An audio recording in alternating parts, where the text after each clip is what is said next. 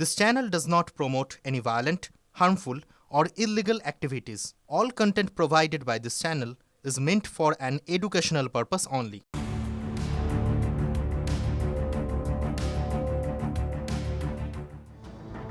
স্বাগত আরো একবার আপনাদের টিভি9 বাংলায়। দেখুন, নাবালিকাকে ধর্ষণের অভিযোগে এবারে উত্তপ্ত হয়ে উঠল মেখলিগঞ্জের জামালদহ এলাকা। ধারালো অস্ত্র দেখিয়ে ধর্ষণের অভিযোগ এক ষাটোর্ধ্ব ব্যক্তির বিরুদ্ধে। ধৃতের নাম এনামুল হক, বয়স 63 বছর। ধৃতের বিরুদ্ধে পক্সো ধারায় মামলা রুজু। নাবালিকাকে হুমকিও দেওয়া হয়েছে বলে অভিযুক্তের বিরুদ্ধে অভিযোগ উঠে আসছে। জামালদহ ফাঁড়িতে অভিযোগ দায়ের নাবালিকার পরিবারের। অভিযুক্তকে গ্রেফতার করেছে মেখলিগঞ্জ থানার পুলিশ। অভিযুক্তর কঠোর শাস্তির দাবিতে ফাঁড়িতে বিক্ষোভ স্থানীয়দের। টায়ার চালিয়ে রাজ্য সড়ক অবরোধ, যার জেরে দীর্ঘক্ষণ বন্ধ যান চলাচল। বিক্ষোভকারীদের ছোড়া পাথরে আহত হয়েছেন মেখলিগঞ্জ থানার ওসি মোহাম্মদ শাহবাজ। এরপরেই চলে পুলিশের লাঠিচার্জ। মুহূর্তের মধ্যেই ছত্রভঙ্গ হয়ে যায় অবরোধকারীরা। বেশ কয়েকজনকে আটক করে নিয়ে যায় মেখলিগঞ্জ থানার পুলিশ। মাথাভাঙার অতিরিক্ত পুলিশ সুপারের নেতৃত্বে চলে টহলদারি। নাবালিকাকে ধর্ষণের ঘটনায় আজ 12 ঘন্টার বন্ধের ডাক জামালদহে সচেতন নাগরিক মঞ্চ।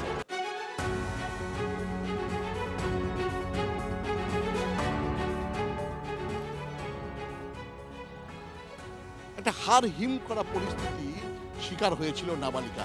যে জায়গায় দৌড়েছি এটা কিন্তু অনেকটা জঙ্গলের মতো, আমি দেখাবো সেই জায়গা।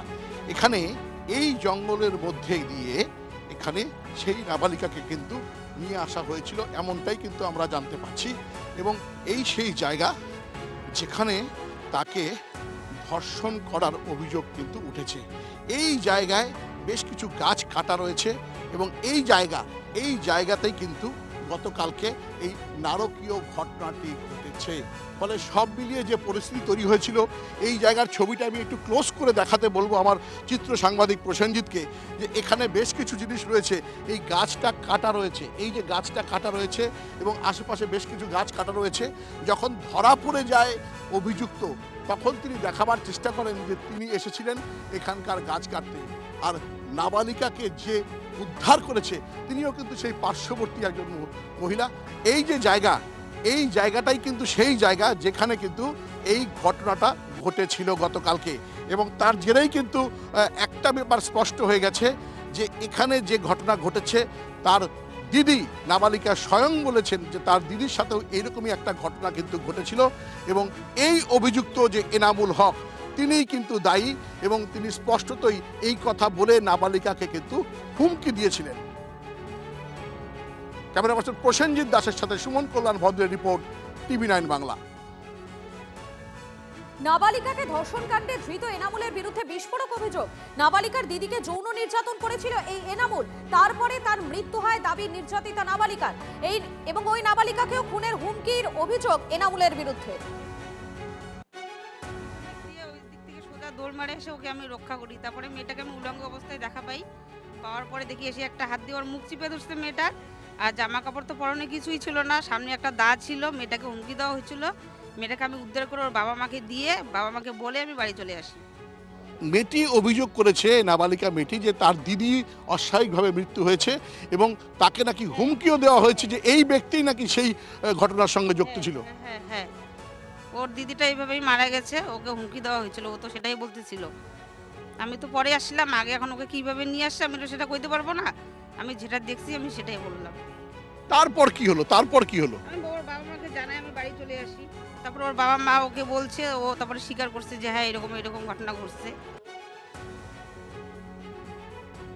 এবারে আপনাদেরকে শোনাবো এই ঘটনায় পরিবারের সদস্যরা কি বলছেন এবং স্থানীয় বাসিন্দাদের কি বক্তব্য, শুনুন। চাই যেটা আইনত শাস্তি হওয়ার, সেটাই আমি চাই। 11 বছর। কোন ক্লাসে পড়তো? 6-এ উঠছে এবার।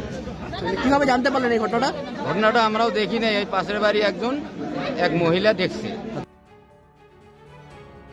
মানুষের মানবিকতা এবং মানবতা কোথায় গিয়ে ঠেকেছে সেটা মানে এরকম একটা জঘন্য অপরাধ দেখলেই বোঝা যাচ্ছে। এটা স্বাভাবিক। আজকে পশ্চিমবঙ্গের যে পরিস্থিতি, তার মধ্যে আমরা জামালদহবাসী এই ধরনের ঘটনা কামনা করি না, কিন্তু তারপরে আমাদের যে জনরোষ, সেটা তো স্বাভাবিক। সেখানে প্রশাসন সঠিকভাবে মোকাবিলা করলো না। মেখলিগঞ্জে নাবালিকা ধর্ষণ কাণ্ডে তৃণমূল সরকারকে এবারে নিশানা করলেন বিরোধী দলনেতা শুভেন্দু অধিকারী। পশ্চিমবঙ্গকে গ্রেটার বাংলাদেশ করার চেষ্টা চলছে। তৃণমূল জামানায় বাংলার মেয়েরা সুরক্ষিত নয়, মন্তব্য বিরোধী দলনেতা। একদিকে বলবো বাংলার মেয়েকে চাই, অন্যদিকে বলবো মেয়েরা সন্ধ্যার পরে বেরোবে না।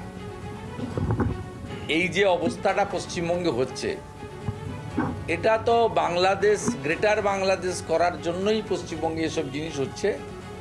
যেমন পুরো বাংলাদেশে মহিলাদেরকে একদম তাদেরকে তার ন্যূনতম স্বাধীনতা পর্যন্ত কেড়ে নেওয়া হয়েছে, এবং সেখানে জামাতিরা তাদের যে সারিয়া কানুন, সেই কানুন অলরেডি সেখানে চালু করে দিয়েছে। আর তৃণমূল কংগ্রেসও সেই পথের পথিক। এই সরকার আছে বলেই তো লিমিটেড টাইমের মধ্যে বিচার হয়। এই সরকার আছে বলেই তো ফারাক্কা থেকে শুরু করে জয়নগর প্রত্যেকটা কেস 90 দিনের মধ্যে, কোনোটা 70 দিন, কোনোটা 65 দিনে জাজমেন্ট এসছে। এই সরকার আছে বলেই ধর্ষকরা কিন্তু জেল থেকে বেরোলে তাদের ফুলের মালা দিয়ে বরণ করা হয় না, এবং এই সরকারের বিধায়ক সাংসদরাও ধর্ষণ করে সরকারের থেকে প্রোটেকশন পান না। যারা রাস্তায় নেমেছেন, যারা নোংরা রাজনীতি করছেন, তাদের কাছে আমাদের প্রশ্ন থাকবে, অপরাজিতা বিলটা ফেলে রেখেছেন কেন?